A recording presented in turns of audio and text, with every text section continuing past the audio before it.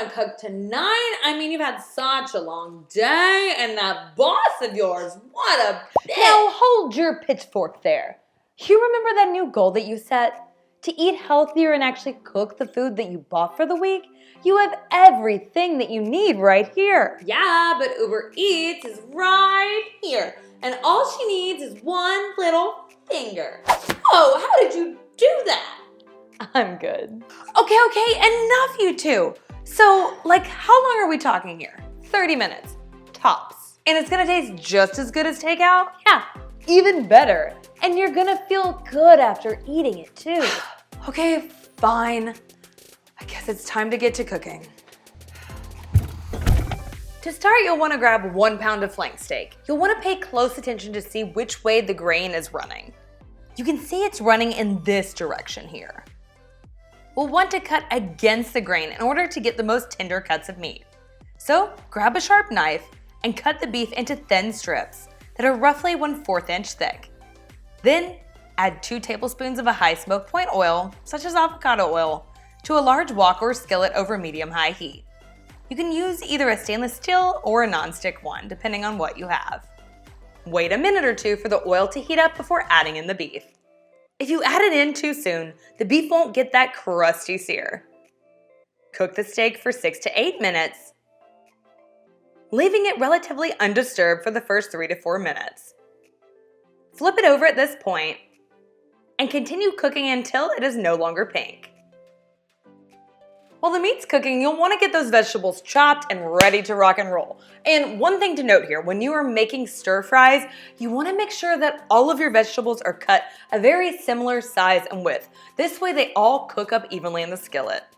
For this recipe, you'll want to thinly slice 2 bell peppers. You can use all of one color or a combination of 2. Half of a large or 1 small white onion.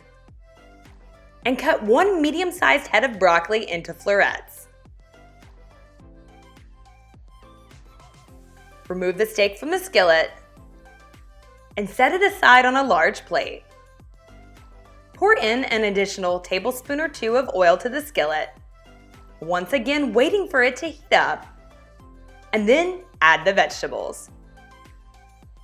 Cook over medium-high heat for 5 to 7 minutes. Or until they become brightly colored. It's important that you still keep them pretty crisp here, as they'll continue to cook in steps later on.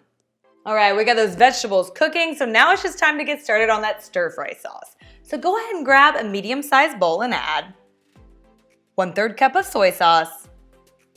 A gluten-free kind or tamari can be used. 2 tablespoons of brown sugar.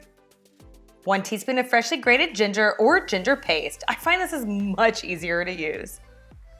2 cloves of finely minced garlic.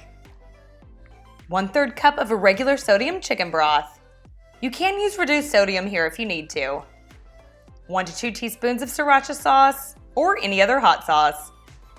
And 2 teaspoons of toasted sesame oil. Whisk this all together until it's well combined. Add the steak and the sauce to the skillet with the vegetables. Reduce the heat to medium, and let simmer for 2 to 3 minutes. Now for the finishing touch. We've already got all of those flavorful components in the skillet, but what we're still missing is that thickening agent, because if you take a look at the sauce, it's still kind of runny. So that's where this starch slurry comes in. You'll want to grab a small to medium-sized bowl and add another 1/3 cup of broth that has been warmed up slightly, along with 2 tablespoons of cornstarch. Whisk this together until it's smooth and well combined. And a quick warning here, do not try adding the starch straight into the skillet. It will end up clumping up on you.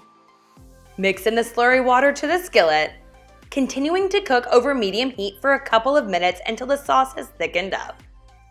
Once done, serve this beef and veggie stir fry over rice with sliced green onions and some toasted sesame seeds.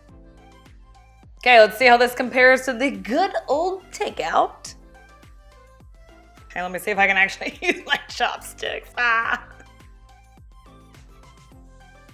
Okay, there we go.